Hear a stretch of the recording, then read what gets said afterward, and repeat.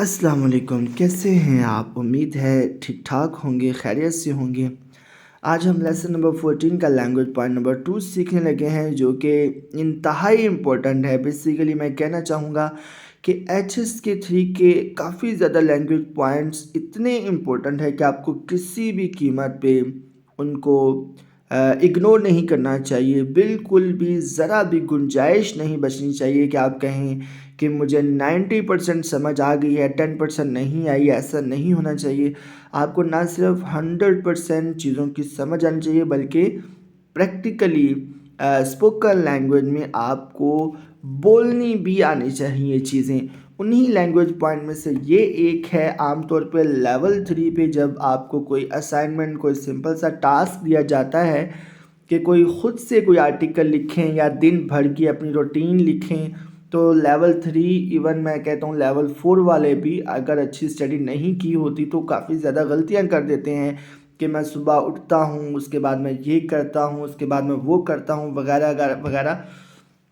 इस तरह के तो सारे के सारे सेंटेंसेस आपको ठीक तरह से लिखने या बोलने आ जाएंगे अगर ये वाला लैंग्वेज पॉइंट आप अच्छे से समझ लेते हैं तो। बेसिकली यहाँ पे स्ट्रक्चर क्या है, शेन ज़ाय यो रान हो, जिसका मतलब बेसिकली क्या है। शेन का मतलब है पहले यानी कि फर्स्ट, ज़ाय या फिर यो का मतलब होगा देन, और रान हो का मतलब होगा एंड देन, यानी कि पहले मैंने ये किया, फिर मैंने वो किया, और उसके बाद मैंने ये वाला काम किया, वगैरह वगैरह। इसी चीज़ से आप अंदाज़ा लगा सकते हैं कि अगर आपने कोई भी बात खुद से किसी को कहनी है या टाइप करनी है तो ये वाली चीज़ें आपको ज़रूर आनी चाहिए। आपको अच्छी तरह से पता होना चाहिए कि इनको कैसे यूज़ करना है। Indicates the sequence of a series of action. Basically ये कहाँ पे यूज़ किए जाते हैं, जहाँ पे हमने बताना हो अपने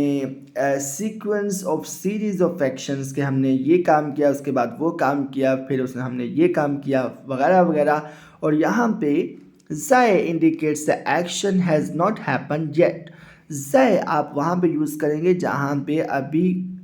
एक एक्शन हुआ नहीं है, एक काम नहीं हुआ,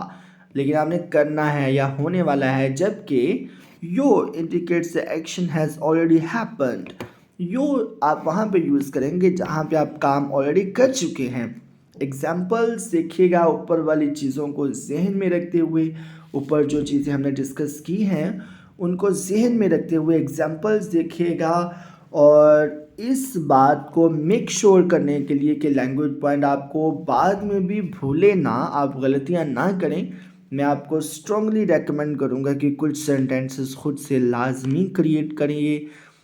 कमेंट सेक्शन में लिखिए, अगर आपके सेंटेंसेस दुरुस्त हुए तो मैं अप्रिशिएट करूँगा, अगर उनमें गलती हुई तो मैं वो करेक्शन कर दूँगा, और इस तरह से मेरी भी हौसला अफजाई होगी, मुझे अच्छा लगेगा। पहली एग्जाम्पल यहाँ लिखी है हुईजा ई हो, यानी कि घर पहुँचने के बाद, घर जाने के बाद। वशेन सो ये मैंने पहले होमवर्क किया, रान हो शिफान फिर मैंने खाना खाया, या फिर यहाँ पे ये भी कह सकते हैं मैं पहले होमवर्क करूँगा फिर मैं खाना खाऊँगा। सेकंड सेंटेंस में लिखा है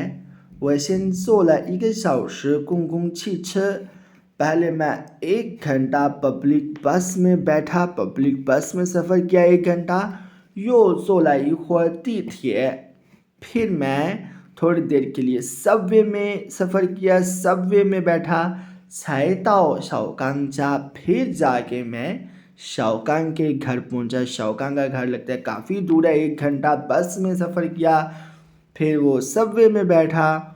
सबवे में भी थोड़ी देर सफ़र करना पड़ा, फिर जाके शाओकांग के घर पहुंचा। यहाँ पे छाए का यूज़ आपको पता है कि स्पीकर के पॉइंट ऑफ व्यू से शाओकांग में के घर पहुंचना इट्स टू लॉन्ग, बहुत ज़्यादा थका देने वाली चीज़ है। थर्ड एग्जाम्पल आपके इसी लेसन के टेक्स्ट में से ली गई है, लिखा है वशिन पा तेंशि जेमू खान मान बा, यानी कि मैं पहले टीवी प्रोग्राम देख लूँ, रान हो ज़ाय के वो हुई हुआ, फिर तुम मुझे बैक कॉल करना, फिर तुम मुझे बैक कॉल करना। यहाँ पे ज़ाय यूज़ हुआ, इट मीन्स कि अभी बैक कॉल करनी है। फोर्थ एग्जाम्पल क्या है, 先把米饭做好 पहले आप चावल रेडी कर लें 然后再把一块块新鲜的水果放进去 फिर आप फ्रेश फ्रूट के पीसेस अंदर डालिए फ्रेश फ्रूट के पीसेस अंदर डालिए 再 यूज वेट मीन्स के अभी डालने हैं नीचे प्रैक्टिस के लिए दो दो लाइनों के 3 डायलॉग्स हमने कंप्लीट करने थे जो कि ऑलरेडी मैंने आपके लिए कर रखे हैं हस्बे मामूल आपकी आसानी के लिए पहले डायलॉग में एक एक्टर कहता है शाख हो यानी कि क्लास ख़त्म होने के बाद नीजो शमा तुम क्या करते हो तो बी कैरेक्टर जवाब देता है वैशन हुईचा सैलाए शिफान मैं पहले घर जाता हूँ उसके बाद मैं खाना खाऊंगा मैं पहले घर जाऊंगा उसके बाद मैं खाना खाऊंगा सेकेंड नंबर पे एक एक्टर कहता है नी मामा लायला तुम्हारी मामा आई हैं नी तास्वन ताए था चुनारवार तुम उनको कहाँ पे घुमाने लेके जाओगे तो बी एक्टर क्या कहता है वैशिन ताए था छुफान मैं पहले उनको खाना खिलाने लेके जाऊंगा रानहो ज़ैताए था छुखान दिए फिर मैं उनको मूवी दिखाने लेके जाऊंगा थर्ड डायलॉग में एक एक्टर कहता है खाओवान शिला यानी कि एग्ज़ाम्स कंप्लीट हो गए हैं नियो शमता स्वान तुम्हारा क्या प्लान है तो बी कैरेक्टर जवाब देता है वैशन शिवशी जी थे मैं पहले कुछ दिन आराम करूँगा रानहो सै छू छुवार फिर मैं बाहर जाऊँगा घूमने यानी सैर व तफरी के लिए बाहर जाऊँगा घूमने तो आपको ये लैंग्वेज पॉइंट सीखते हुए अंदाज़ा हुआ होगा कि अगर इस लैंग्वेज पॉइंट पे आपकी मुकम्मल ग्रिप हो जाती है तो ये कितना ज़्यादा इस्तेमाल होने वाला और कितना ज़्यादा इम्पोर्टेंट एक लैंग्वेज पॉइंट है जो कि आप किसी भी सूरत इग्नोर नहीं कर सकते अगर आपको लगता है कि इसमें कोई कमी पेशी रह गई है तो आप मुझसे क्वेश्चन कर सकते हैं आप मेरे से कमेंट सेक्शन में अपने सजेशंस दे सकते हैं ताकि मैं आप आने वाली वीडियो लेसन्स को और बेहतर बनाऊं इसी के साथ इजाज़त दें अपने दुआ में याद रखिएगा अल्लाह हाफिज़।